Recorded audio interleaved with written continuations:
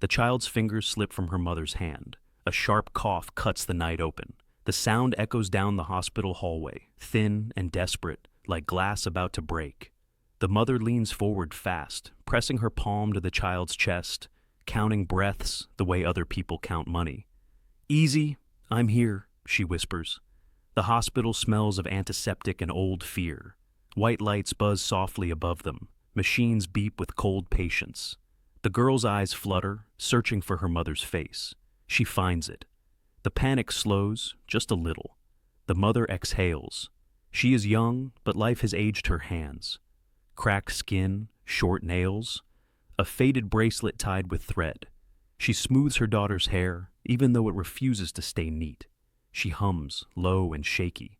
It is not a song, just a promise disguised as sound. A nurse watches from the door, kind but tired. "Doctor will be here," she says gently. The mother nods, she always nods. It is easier than asking how long. Morning comes quietly. In a one-room home on the edge of the city, the mother folds a thin blanket and sets it aside. She pours water into a chipped cup, half for her daughter, half for herself. Outside, traffic groans awake. Somewhere, a radio plays a song about dreams. Her daughter sits on the bed, legs too small to reach the floor. She coughs again. "School today?" the child asks, hopeful. The mother forces a smile. "Soon." She helps her daughter tie worn shoes, fingers careful, slow. Every movement feels borrowed. On the wall hangs a drawing, a house with big windows and a sun that touches everyone inside. Across the city, a man stands alone in a mansion that does not feel like a home. The floors shine like mirrors. His footsteps echo back at him. Screens glow with numbers rising, falling, winning. People talk to him through speakers, calling him powerful, successful, untouchable. He turns the sound off. On a long table lies an old photograph, a younger version of himself.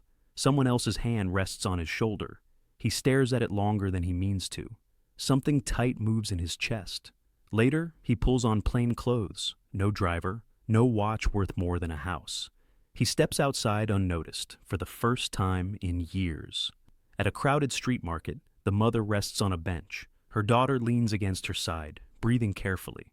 The mother opens a small paper bag, one piece of bread. She breaks it in half without thinking. A man sits beside her, tired eyes, rough shoes. He smells like the street. She offers him a piece. "Eat," she says simply. He hesitates, takes it. Their eyes meet for just a second. No names are spoken, no stories shared, yet something passes between them. Not pity, not pride, just being seen. That night, the man stands outside the hospital room. He watches as the mother wipes her daughter's forehead with her sleeve, watches her smile when the child finally sleeps. He reaches into his pocket, pulls out his phone.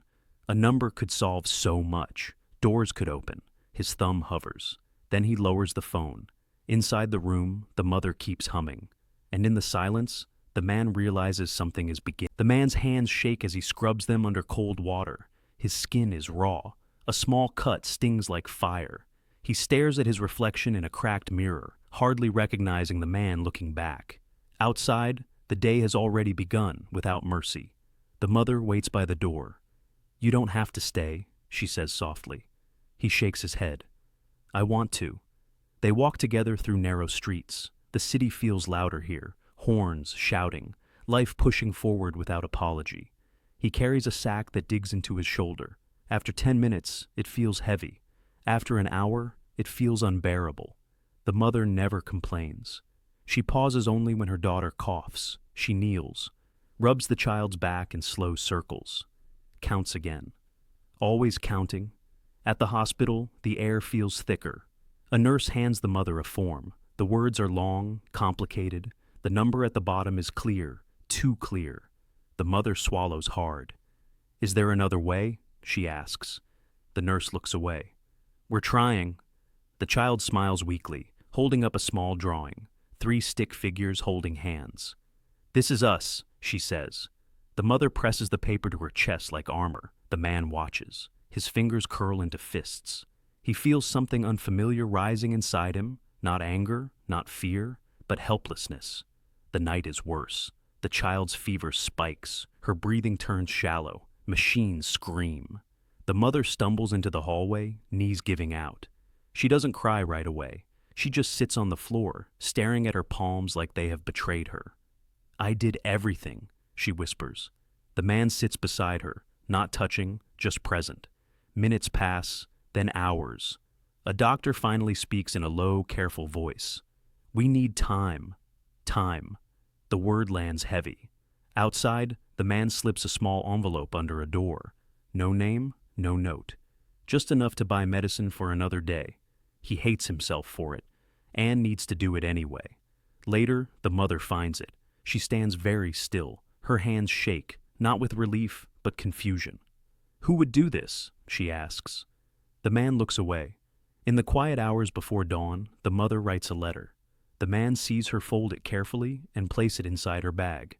He doesn't ask what it says. "What keeps you going?" he asks finally. She thinks for a long moment. "She needs me awake," she answers. The next morning, an argument erupts at the desk, a missing test, a delayed approval. Words become sharp. The mother's voice breaks. "My child is not a file," she says. Silence follows. The man steps forward, heart pounding. For the first time in years, power feels useless. Titles mean nothing here. In his pocket, his phone vibrates. A name flashes on the screen, a life he is hidden from.